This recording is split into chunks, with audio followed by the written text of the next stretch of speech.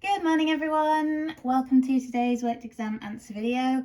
Today I'm having a look at another longer back titration calculation, and this is definitely a bit of an older style one in the sense of you wouldn't probably be getting 9 marks for a question like this in for example Tuesday's paper, but I guess the number of marks is almost irrelevant because the bit that we need to be able to do is understand the steps and be able to work backwards and figure out what element Z is. It doesn't really matter how many marks it's worth because we want to be getting however many marks are available. So I opted to pick this one because it's perhaps not as nicely presented as some of the, again, more modern questions, in the sense of there's just a big chunk of text for us to kind of digest. But it is using a lot of the same skills as all of the other sort of titration-y questions that we have to do. So fundamentally we have element Z, which is in the form of a chloride. We don't know what element Z is, and the goal of the question is to figure out what element Z is. So we have Z, and we have its formula as ZCl4. We're told it's reacting with water according to that equation there. And we're told the mass of the ZCl4 that is added to the water in the first place. We do the reaction, and then we're going to make a solid ZO2, and we're going to make HCl as hydrochloric acid. If we're removing the solid ZO2 by filtration, the resulting solution, which is a phrase that they use quite a lot in these questions, aka the solution that is left, is going to be the hydrochloric acid.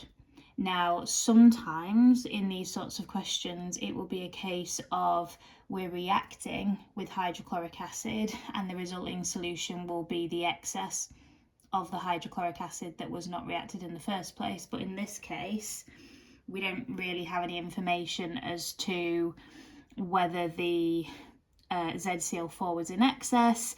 Even if the water was in excess, it wouldn't make a difference because that's just going to generate the hydrochloric acid solution. So in this case, it's important that we can recognise that the resulting solution that we're then going to do something with is going to be the hydrochloric acid there.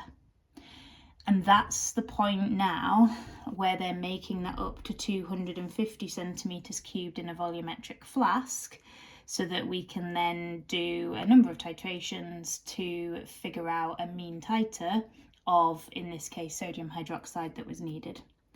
So after we've made it up to 250 centimetres cubed, it's then going to be that we're using 25 centimetre cubed portions of that solution, and we're titrating against sodium hydroxide, and we've been given the concentration of said sodium hydroxide, and we've also been given the volume, which I would quite like to see to 2 decimal places, to be honest, which again is something that I'm sure the more modern day questions will do.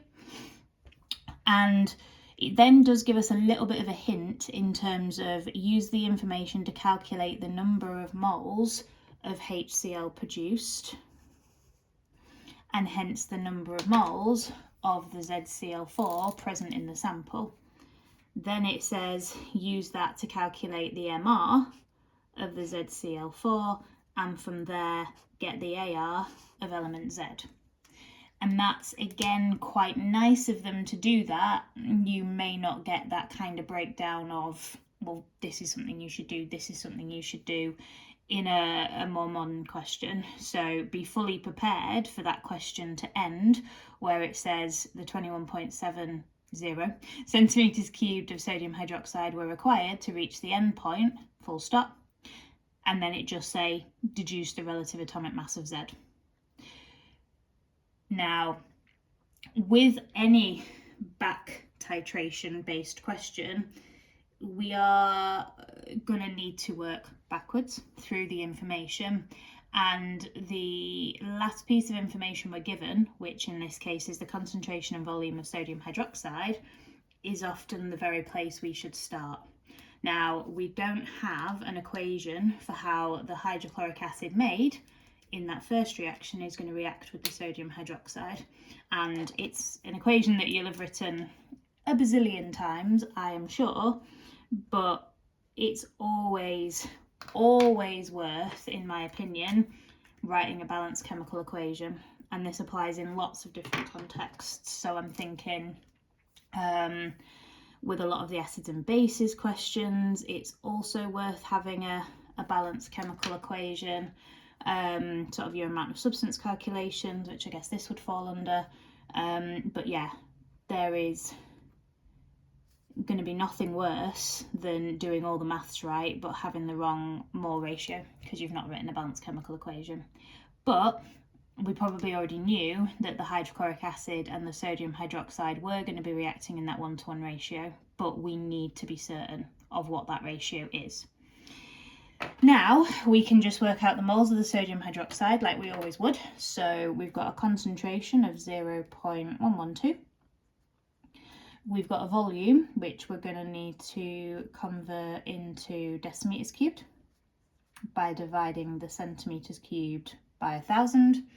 And then moles will be those two times together. So 0.112 times 0.02170, which gives me the number of moles of sodium hydroxide used in the titration as 2.43 times 10 to the minus 3.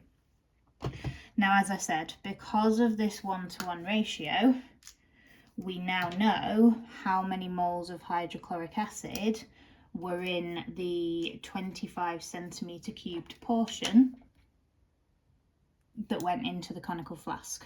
So 1-to-1 ratio, so the moles of the hydrochloric acid will also be 2.43 times 10 to the minus 3. But that is the number of moles in 25 centimetres cubed, which we could, if we wanted to, convert into decimeters cubed. But the fundamental thing for us to recognise is when we are making up a solution in a volumetric flask, whether that be 250 or 200, we're only then going to be using a portion of that in any particular titration. So once you've figured out the moles in the 25 centimetre cube portion, make sure you scale it up accordingly. If it's 250, it's going to be times 10. If it's 200, it's going to be times 8. It may be that your standard solution goes into the burette and then you have to randomly scale a mean titer, which less nice, but not too difficult. So then personally, I'd always write out that that's the number of moles of HCl in 25 centimetres cubed. So therefore, simply timesing by 10 will give us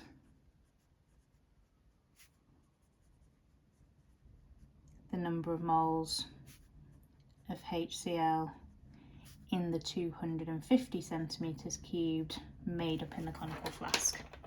So we've times that by 10, and so we've times this by 10.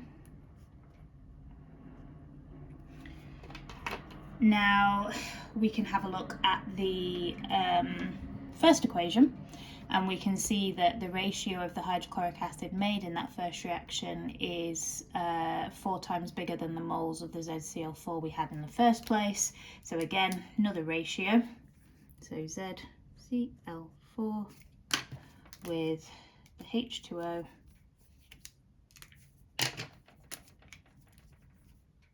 with the HCl, and that's in a 4-to-1 ratio. So if we therefore know the moles here, which we do, 2.43 times 10 to the minus 2, we can then get the moles of the ZCl4 by dividing by 4.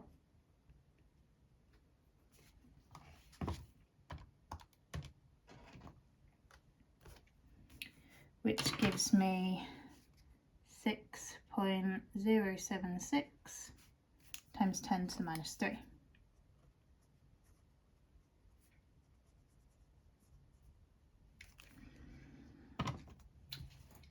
And now we can do the mass of that sample divided by the moles to get the MR of the whole overall thing, take away the MR that's contributed from the chlorines, and then that will leave us with the AR of element Z. Excellent. So ZCl4, we've got 1.304 grams. We're dividing that by the moles to get the MR.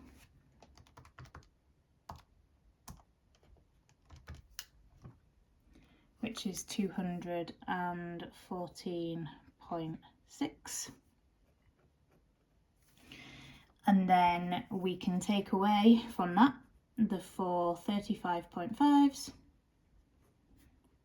of the chlorines, which leaves me with 72.6, and then it's a case of looking on our periodic table and seeing which element has a relative atomic mass of 72.6, and that is germanium. So therefore we've deduced element Z. Now it should be fine because it just says identify it, so you should be able to do that via symbol or name. And then it's always worth just going back and checking what exactly it asks us for. We've deduced the relative atomic mass, we've identified element Z, we've got the relative molecular mass of the whole ZCl4. I would say we're good in that respect, but sometimes it might, yeah, I guess it's just worth checking and making sure that you've answered all the points from the question. ARs and MRs should always be to 1 decimal place. And then you'll see that throughout the calculation I've been reporting my answers to 3 significant figures, have left the whole calculator display on, but I've written everything to 3 sig fig because the volume of sodium hydroxide and the concentration of the sodium hydroxide and the volume of the hydrochloric acid were all given to 3 significant figures. And yes, mass has been given to 4, but we always go with the lowest number of significant figures. And there we are. So you can probably see why we're not going to get 9 marks for that anymore. But we'll definitely get 1 for working out the moles of the sodium hydroxide. We'll get 1 for recognising that 1-to-1 ratio. We'll get 1 for scaling the moles. We'll get 1 for dividing that by 4 to get the moles of the ZCl4. We'll probably then get 1 for getting the overall MR, and then probably 1 together for that, so that's 6. And it might be actually you don't get a mark for recognising that 1-to-1 ratio and you get separate marks here, but I can't see that being worth any more than 6 marks anymore. But I still don't think that's as bad as some of the maybe the redox titration-y ones that I've done recently.